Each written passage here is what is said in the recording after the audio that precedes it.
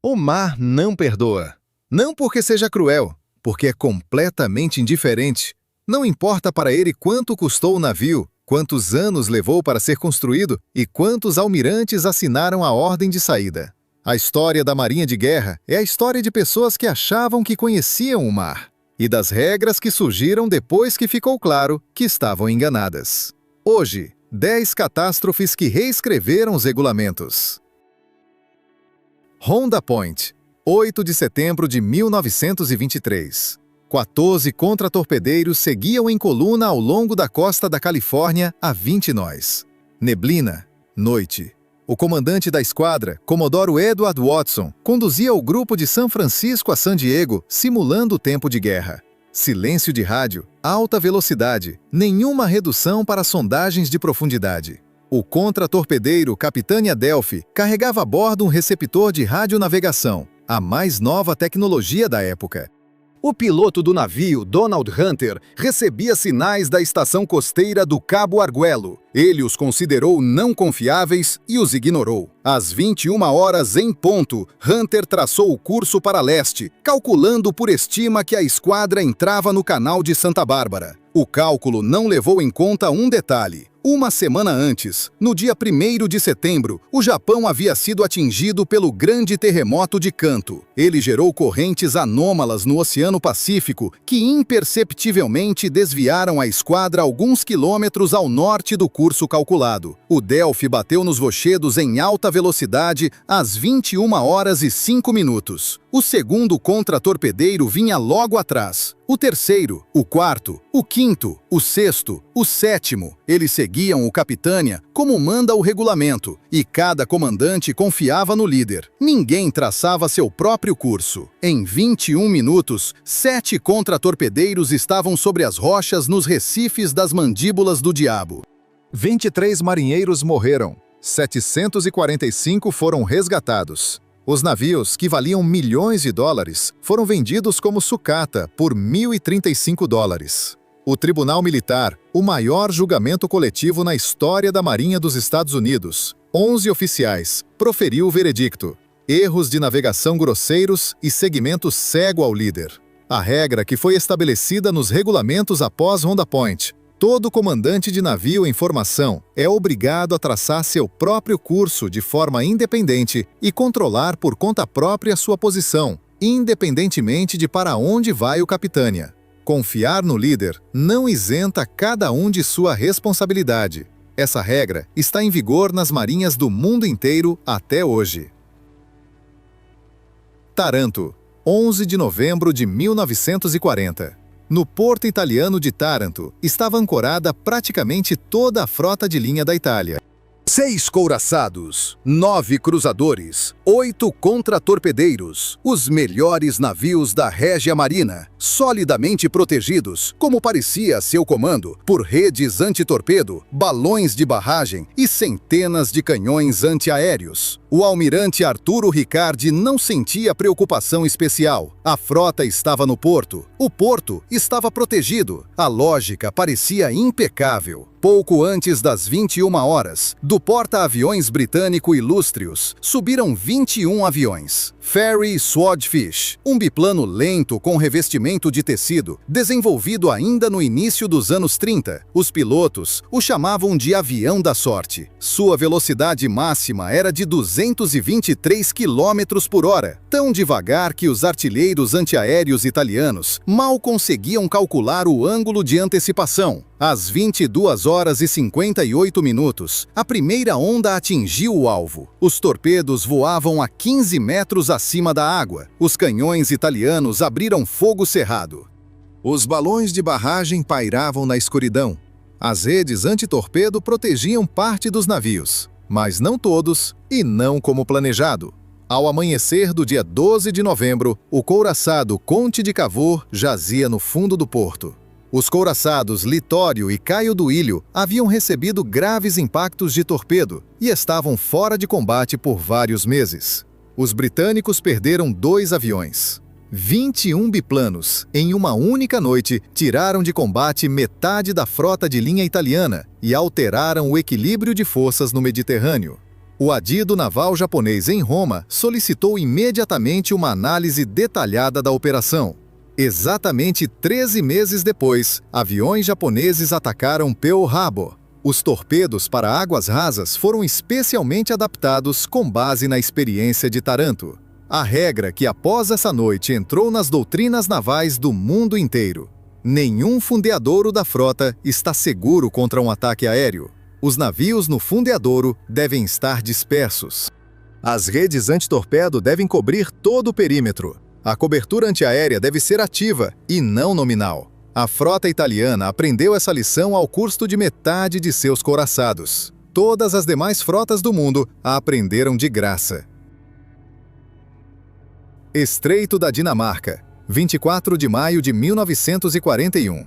O vice-almirante Lancelot Holland conduzia 2 navios para interceptar a esquadra alemã. Sob seu comando, seguia o cruzador de batalha Hood, o navio mais famoso da Marinha Real Britânica, símbolo do poderio naval britânico, construído ainda após a Primeira Guerra Mundial. Ao seu lado, o novíssimo couraçado Prince of Wales, recém-saído do estaleiro.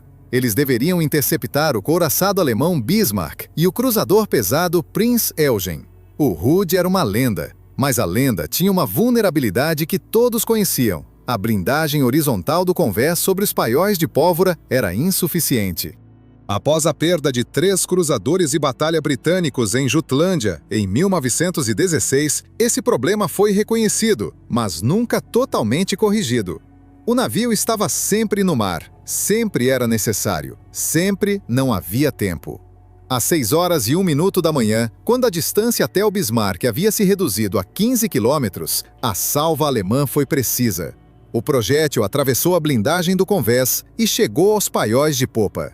100 toneladas de explosivos detonaram simultaneamente. O Hood partiu ao meio e afundou em 3 minutos. De 1.418 tripulantes, sobreviveram 3: Ted Briggs, Bob Tilburn e Bill Dundas. Nenhum outro sinal, nenhum corpo, nada. A investigação, realizada 2 vezes, estabeleceu: a blindagem horizontal sobre os paióis era fina demais para resistir ao fogo em trajetória curva a longas distâncias. A regra que após a perda do Hood se tornou padrão. A blindagem do convés sobre os paióis de pólvora deve garantir proteção em todas as distâncias de combate e não apenas nas curtas. Mas quando essa regra foi registrada, já não havia a quem aplicá-la. A era dos duelos de artilharia entre couraçados estava chegando ao fim. Oceano Pacífico, dezembro de 1941, agosto de 1943. No dia 8 de dezembro de 1941, no dia seguinte a Pearl Harbor, o almirante Chester Nimitz ordenou o início da guerra submarina irrestrita contra o Japão. Os submarinos americanos saíram para a caçada e quase não pegaram nada. Nos primeiros meses de guerra, os submarinos dispararam 97 torpedos. Foram afundados 3 navios. Os comandantes relatavam sempre a mesma coisa. Os torpedos passavam sob o alvo, explodiam antes do tempo ou não explodiam de forma alguma no impacto direto.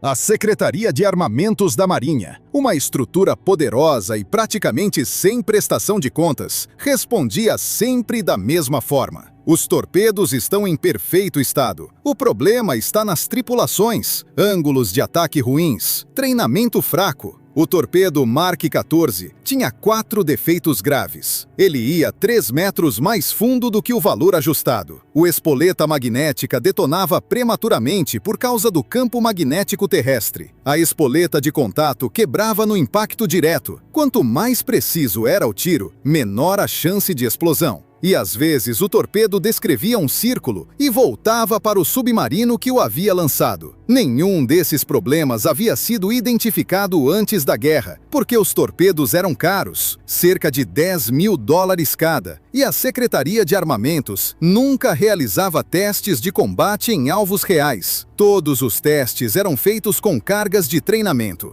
O almirante Charles Lockwood, comandante das Forças Submarinas da Frota do Pacífico, guerreou com a Secretaria de Armamentos por 2 anos. Em junho de 1942, seus submarinistas estenderam uma rede de pesca através de uma baía australiana e dispararam torpedos ajustados para 3 metros de profundidade. A rede foi cortada a 5 e 7,5 metros de profundidade. A secretaria questionou a pureza do experimento. Em agosto de 1943, o comandante do submarino Tinosa voltou de uma missão com um torpedo intacto, após sua tripulação ter disparado 15 torpedos contra um petroleiro à distância ideal. 14 impactos, 0 explosões. Somente então Nimitz ordenou pessoalmente uma investigação independente. Em setembro de 1943, 21 meses após o início da guerra, os 3 defeitos principais foram finalmente corrigidos.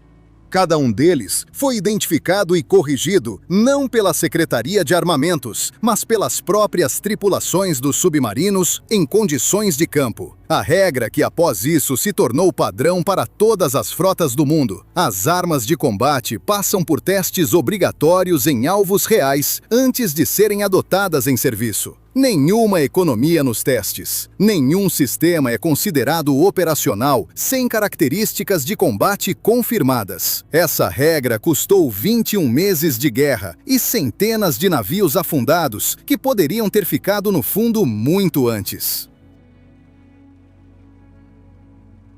Mar de Barents, 4 de julho de 1942. O comboio PQ-17 saiu da Islândia no dia 27 de junho de 1942. 34 navios mercantes com cargas militares seguiam para Arcângel, tanques, aviões, caminhões, munições para a frente soviética. O comboio seguia escoltado por contratorpedeiros e cruzadores, e atrás dele, à distância, navios pesados de cobertura.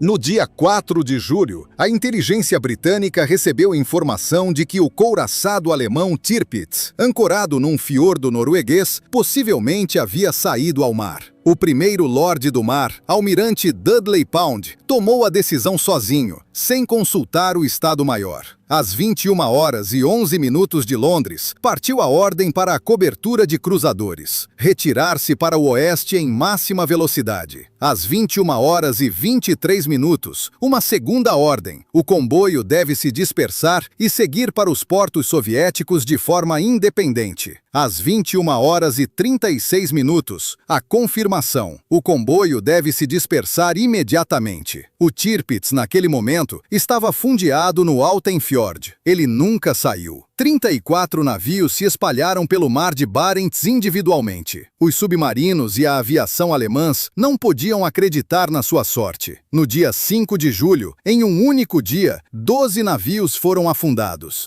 Em apenas uma semana, os alemães destruíram 23 dos 34 navios do comboio. 153 marinheiros morreram. No fundo do Mar de Barents, foram parar 430 tanques, 210 aviões e mais de 100.000 toneladas de carga. Churchill chamou isso de um dos episódios navais mais sombrios de toda a guerra. Pound morreu em setembro de 1943 de um tumor cerebral. A investigação não encontrou culpados. A decisão foi tomada pelo próprio primeiro Lorde do Mar. A regra que a perda do comboio PQ-17 estabeleceu para sempre: o comboio não se dispersa, em nenhuma circunstância. Navios espalhados sem escolta são indefesos. Isso era sabido desde a Primeira Guerra Mundial. Mas, sob Pound, isso foi esquecido em uma noite fatal. Essa regra está em vigor em todas as frotas do mundo hoje.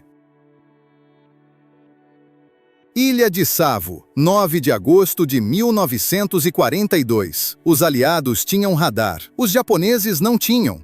Era exatamente nisso que contava o comando americano-australiano que cobria o desembarque em Guadalcanal. O radar dava vantagem no combate noturno, ou assim se acreditava. O vice-almirante Gunichi Mikawa conduzia 7 cruzadores e um contra-torpedeiro pelo mar noturno.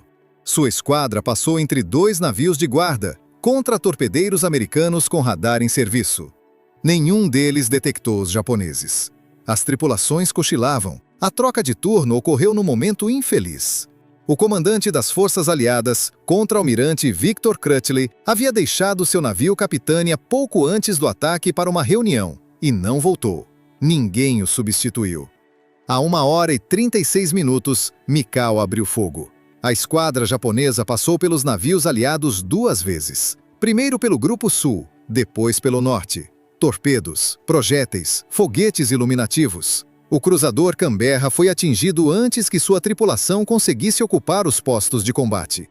O americano Quincy recebeu impactos na torre de comando nos primeiros segundos. O capitão foi morto instantaneamente. O Astoria ardia tão intensamente que era visível a dezenas de quilômetros. Em 37 minutos, Mikao afundou 3 cruzadores pesados americanos e 1 australiano. Os japoneses não perderam nenhum navio. Mais de 1.000 marinheiros americanos e australianos morreram. Foi a pior derrota da Marinha dos Estados Unidos em mar aberto em toda a sua história. A investigação conduzida pelo almirante Hepburn estabeleceu a causa principal: há radar. Não há doutrina de uso do radar. Os comandantes aliados acreditavam que o simples fato de possuir a tecnologia garantia a segurança. Eles não treinaram o combate noturno, não desenvolveram procedimentos de ação em caso de alerta, não criaram um esquema tático unificado para forças de diferentes frotas. A regra que Savo gravou a fogo na doutrina naval americana, a vantagem tecnológica, não substitui o treinamento tático. O radar é um instrumento que funciona apenas nas mãos de uma tripulação treinada com procedimentos bem definidos.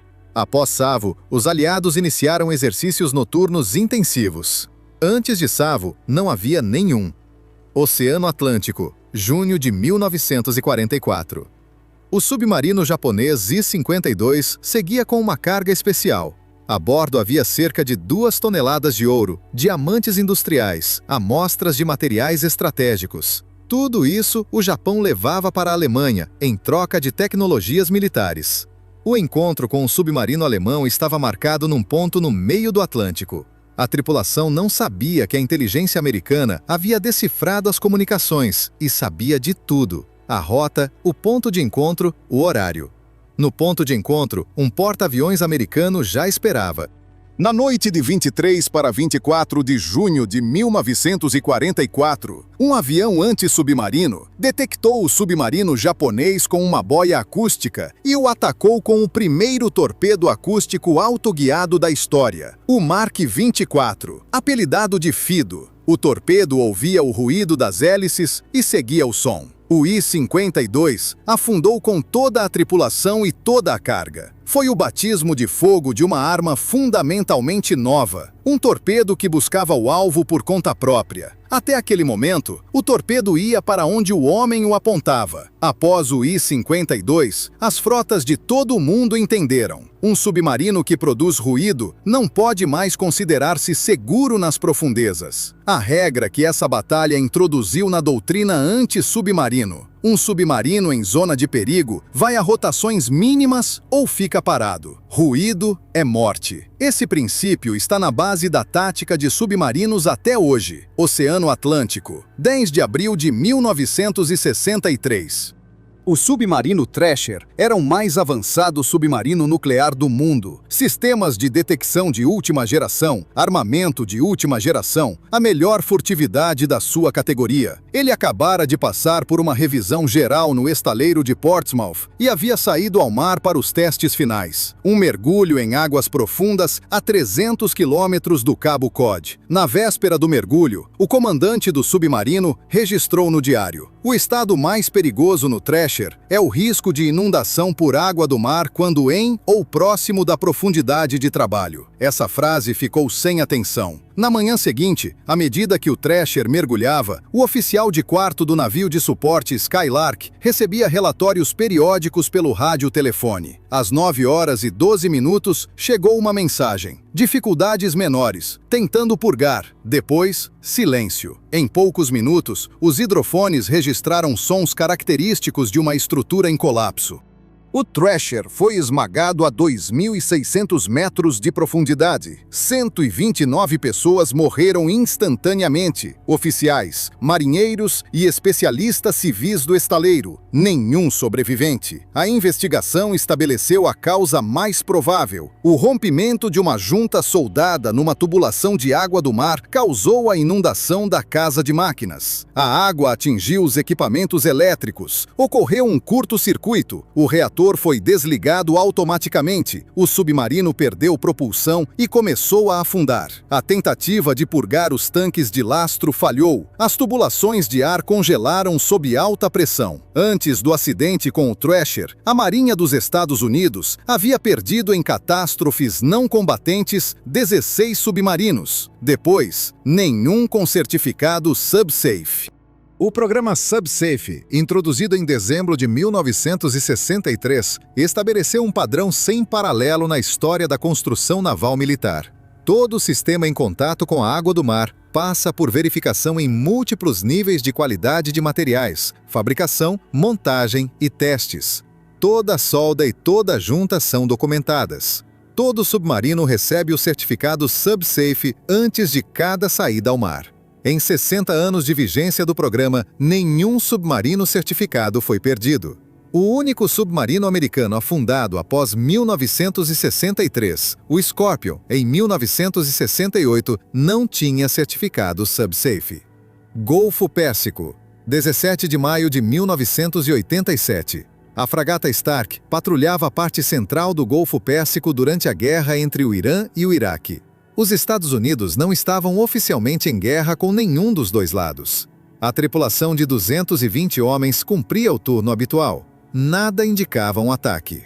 O comandante do navio sabia da aproximação do avião iraquiano desde as 20 horas e 5 minutos, 2 horas antes do ataque. Às 22 horas e 5 minutos, o operador no Centro de Informações de Combate voltou a detectar sua marca no radar. O avião voava direto em direção ao navio. Seguindo o procedimento, o oficial de serviço pediu ao comandante autorização para enviar um aviso padrão pelo rádio. O comandante autorizou. O aviso foi transmitido. Não houve resposta. Às 22 horas e 10 minutos, o avião capturou a fragata com seu radar de pontaria, sinal direto de um ataque em preparação. O oficial de serviço relatou: nenhuma ação foi tomada. O primeiro míssil Exocet atingiu o bordo esquerdo às 22 horas e 11 minutos. Ele passou pelos alojamentos, deixou um rastro de fogo com o combustível do motor e parou no camarote dos suboficiais-chefes, mas não explodiu.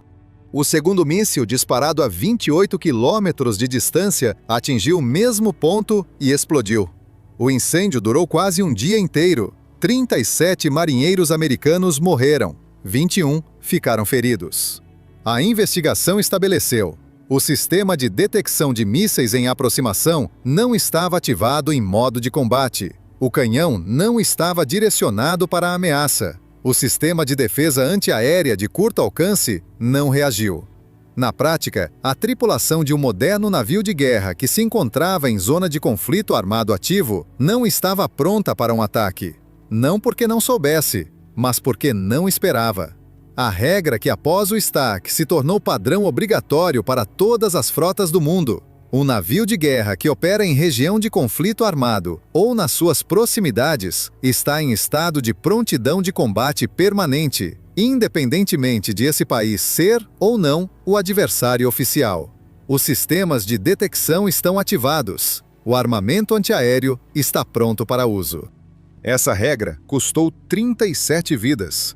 Mar de Barents, 12 de agosto de 2000.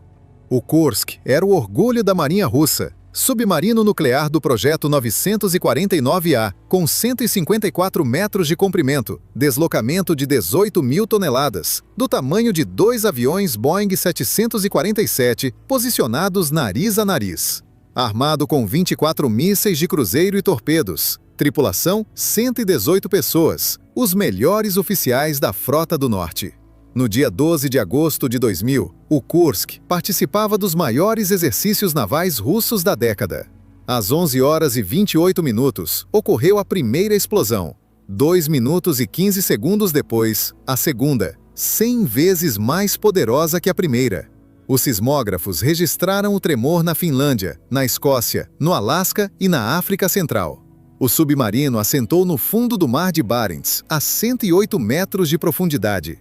95 pessoas morreram nos primeiros segundos. 23 sobreviveram, chegaram ao 9º compartimento de popa e fecharam a escotilha. O capitão-tenente Dmitry Kolesnikov escreveu a última mensagem às 15h15, 4 horas após a explosão. Eles estavam vivos. Eles esperavam. A Noruega e a Grã-Bretanha ofereceram ajuda nas primeiras horas. Ambos os países tinham mergulhadores e aparelhos de resgate capazes de operar naquela profundidade. O lado russo recusou. As declarações oficiais diziam que a operação de resgate corria normalmente. Os aparelhos de resgate russos repetidamente não conseguiam acoplar com a escotilha de resgate, por causa dos danos ao casco, por falhas no equipamento, pelo mau tempo. A ajuda estrangeira foi aceita somente no 5º dia. Os mergulhadores noruegueses abriram a escotilha do 9º compartimento no 7º dia. Todos os 23 estavam mortos.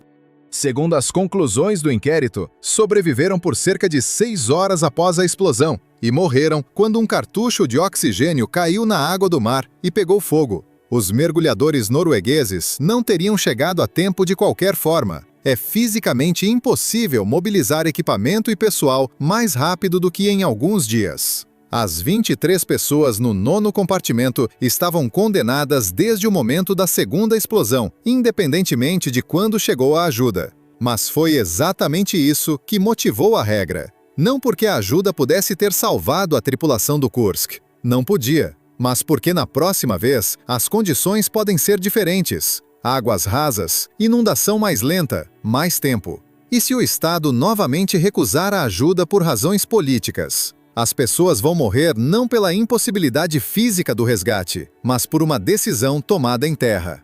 Em 2003, a Rússia assinou um acordo com o Atlântico Norte sobre assistência mútua em acidentes com submarinos. Consequência direta do Kursk. A regra existe, e nela estão os nomes de 118 pessoas, 10 catástrofes, 10 regras, escritas nas rochas de Honda Point, no fundo do Mar de Barents, nas cabines em chamas do Stark. O mar não perdoa, mas ensina. Se você estiver disposto a ouvir, inscreva-se no canal e deixe um like. E nos comentários escreva qual dessas catástrofes você considera a mais instrutiva e por quê.